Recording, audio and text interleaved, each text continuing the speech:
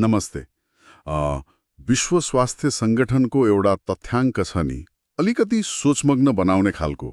उनीहरूले के भन्छन् भने संसारभरि लगभग आधा औषधिहरू कि त गलत तरिकाले लेखिन्छन् रे, कि त बाँडिन्छन् वा बेचिन्छन्। हो र? अनि फेरि आधा बिरामीले चाहिँ औषधि नै ठिकसँग लिँदैनन्। कस्तो डरलाग्दो, होइन त? एकदमै। आज हामी यस्तै विषयमा मतलब नेपालमा औषधिको प्रयोग कस्तो छ भन्ने बारे अलिक गहिरिएर कुरा गर्दैछौँ। हामीले यसका लागि केही रिसर्च पेपर, अनलाइन छलफलहरू अनि स्वास्थ्य वेबसाइटहरू हेरेका छौँ। हाम्रो आजको यो छलफलको मुख्य उद्देश्य चाहिँ यहाँ औषधि प्रयोगको चलन कस्तो छ अनि यसमा के कस्ता जोखिमहरू छन्, जटिलताहरू के छन् त्यो बुझ्ने हो। हो नि, यो सेल्फ मेडिकेसन मतलब आफै औषधि किनेर खाने चलन यो त विश्वव्यापी समस्या नै हो। अनि नेपालमा पनि निकै सामान्य रहेछ। एउटा जर्नलले पनि यही भन्छ। अब मान्छेहरूले किन यसो गर्छन् त भन्दा कारणहरू पनि प्रष्टै छन्, होइन? जस्तो अब सजिलो भयो, होइन? डाक्टर कहाँ जानु परेन, अलि समय बच्यो, पैसा पनि बच्यो होला। अनि सामान्य टाउको दुख्दा, अलिकति रुगा लाग्दा, ज्वरो आउँदा मान्छे आफै समाधान खोज्ने भयो। कहिलेकाहीँ पहिले खाएको अनुभवले वा फार्मेसीकै दाइ दिदीले भनेको भरमा पनि लिने चलन छ। हो, त्यो त छँदैछ। अनि अनलाइन फोरमहरू जस्तै रेडिटतिर हेर्दा त मान्छेहरूले फ्लेक्सन, एजिथ्रोमाइसिन जस्तो एन्टिबायोटिक अनि त्यो डिकोल्ड, साइनेक्स जस्ता औषधिहरू कति सजिलै किनेर खाएको भनेर लेखेका छन्। हो, तर यो सजिलोपनको पछाडि लुकेको जोखिम चाहिँ निकै गम्भीर छ के। खास गरी एन्टिबायोटिक जथाभावी प्रयोग गर्दा एन्टिबायोटिक रेजिस्टेन्स बढ्छ। Antibiotic resistance? भनेको पछि साँच्चै चाहिने बेलामा औषधिले कामै नगर्न सक्छ। यो त ठूलो खतरा भयो नि। हो त नि। केही पत्रिकाहरू अनि रेडिटमा पनि मान्छेहरूले यो चिन्ता निकै उठाएका छन्। अनि त्यो फ्लेक्सन जस्ता पेनकिलरहरू नि जुन एकदमै सामान्य मानिन्छ, त्यसको जथाभावी प्रयोग गर्दा तत्काल र पछि लामो समयमा के असर हुन्छ भनेर केही भन्छन् त स्रोतहरूले? फ्लेक्सन जस्ता औषधिले तत्काल दुखाइ त कम गर्छ, त्यो त हो। तर विचार नपुर्याए खाँदा छाती पोल्ने, पेट दुख्ने जस्ता साइड इफेक्टहरू देखिन सक्छन्। ए हो र?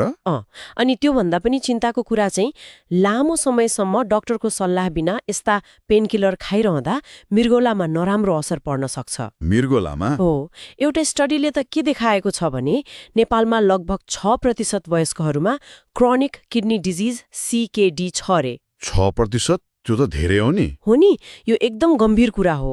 यसको एउटा कारण चाहिँ अव्यवस्थित रूपमा औषधि खानु पनि हो। यो त भयो आफै किनेर खाने कुरा। तर कतिपय ठाउँमा त स्वास्थ्य कर्मीहरूले नै मतलब डाक्टरहरूले नै चाहिने भन्दा बढी औषधि लेख्नुहुन्छ भन्ने कुरा पनि आएको छ नि, होइन? हो, त्यो पनि एउटा पक्ष छ।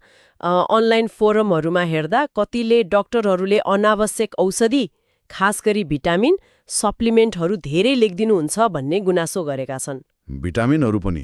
अब कतिले चाहिँ यसमा औषधि कम्पनीको केही प्रभाव पो छ कि वा कमिसनको कुरा हो कि भनेर शङ्का पनि गर्छन्। अनि अर्को कुरा, कहिलेकाहीँ बिरामी आफैले पनि होइन मलाई औषधि नै चाहियो भनेर अलि दबाब दिने अवस्था पनि हुन्छ होला। बिरामीको दबाबले गर्दा हुन सक्छ डाक्टरलाई आफ्नो प्रोफेसनल जजमेन्ट प्रयोग गर्न गाह्रो पर्ने। त्यसो भए यसलाई नियमन गर्ने निकाय हाम्रो औषधि व्यवस्था विभाग DDA को भूमिका कस्तो छ त? उहाँहरूले के गरिराख्नु भएको छ? उहाँहरूको नियमन त छ औषधि ऐन अनुसार, तर व्यवहारमा खास गरी एन्टिबायोटिक्स जस्ता औषधिहरू अझै पनि बिना प्रिस्क्रिप्सन सजिलै पाइन्छ भन्ने गुनासो त छँदैछ। त्यो त सुनिन्छ। यो कुरा पत्रिकाहरूमा पनि अनलाइनमा पनि उठेको देखिन्छ। तर राम्रो कुरा के भने DDA ले पछिल्लो समय केही कदम चालेको देखिन्छ। जस्तो केही औषधिहरू बजारबाट फिर्ता लिन निर्देशन दिने अनि अलिक कडा खालका मतलब रिजर्भड एन्टिबायोटिकहरू चाहिँ अस्पतालको फार्मेसीबाट मात्रै बेच्नुपर्छ भन्ने नियम ल्याएको छ। त्यो त राम्रो भयो नि। हो, यो राम्रो सुरुवात हो। भनेपछि चेतना बढाएर सही तरिका सिकाएर केही सुधार गर्न सकिन्छ त? कतै त्यस्तो सफल भएको उदाहरणहरू छन् कि स्रोतहरूमा? छ। भक्तपुरमा एउटा कार्यक्रम गरिएको रहेछ, निकै चाखलाग्दो। त्यहाँ चाहिँ शिक्षक, पत्रकार अनि लोकल रेडियोहरू मार्फत एन्टिबायोटिक, खोकीको औषधि, भिटामिनहरू बारे जानकारी फैलाउँदा मान्छेहरूको बुझाइ र औषधि प्रयोग गर्ने बानीमा राम्रो सुधार आएको देखियो रे। साँच्चै? एउटा अध्ययनले देखाएको छ यो। यसले के देखाउँछ भने सही जानकारी दियो भने मान्छेको व्यवहार बदल्न सकिँदो रहेछ। हो नि, अनि अर्को कुरा पनि महत्त्वपूर्ण छ, जस्तो एउटा अस्पतालको ब्लगमा पनि लेखेको थियो, लक्षणलाई मात्रै दबाएर भएन, समस्याको जड के हो त्यो पत्ता लगाउनु पर्यो। एकदम। जस्तो दुख्यो भनेर पेन किलर खायो, तर किन दुख्यो भन्ने थाहा पाएन भने त भएन नि। ठिक हो। आजकल फेरि मान्छेहरू आफै गुगल गर्ने, च्याट जीपीटी सोध्ने चलन पनि बढेको छ। हो, त्यो त एकदमै बढेको छ। जानकारी लिनु त ठिकै हो, तर त्यसलाई डाक्टरको सल्लाहको विकल्प चाहिँ मान्नु भएन। यो त थप जानकारी मात्रै हो। एकदम। यो पुरै कुरा निकै बहुआयामिक छ। एकातिर औषधि सजिलै पाउनु, छिटो आराम खोज्नु मानवीय स्वभावै भयो। अर्कोतिर चाहिँ त्यसले निम्त्याउने जोखिमहरू छन् अनि प्रोफेसनल सल्लाहको आवश्यकता छ। हो। सेल्फ मेडिकेसनले तत्काललाई त सजिलो बनाउला, तर पछि स्वास्थ्यमा पर्ने असरलाई चाहिँ बिर्सन मिल्दैन। यो सबै कुराकानीपछि एउटा प्रश्नमा आएर रोकियौं जस्तो लाग्यो।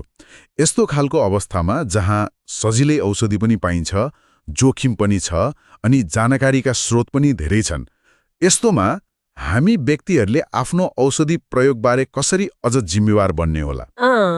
गाह्रो प्रश्न छ। कसरी सही जानकारी लिने होला? आफ्नो सजगता र आवश्यक पर्दा सही स्वास्थ्य कर्मी कहाँ जाने बानी, यस बीचमा सन्तुलन कसरी मिलाउने, यो हामी सबैले सोच्नुपर्ने कुरा हो जस्तो लाग्छ। एकदमै सोच्नुपर्ने विषय हो।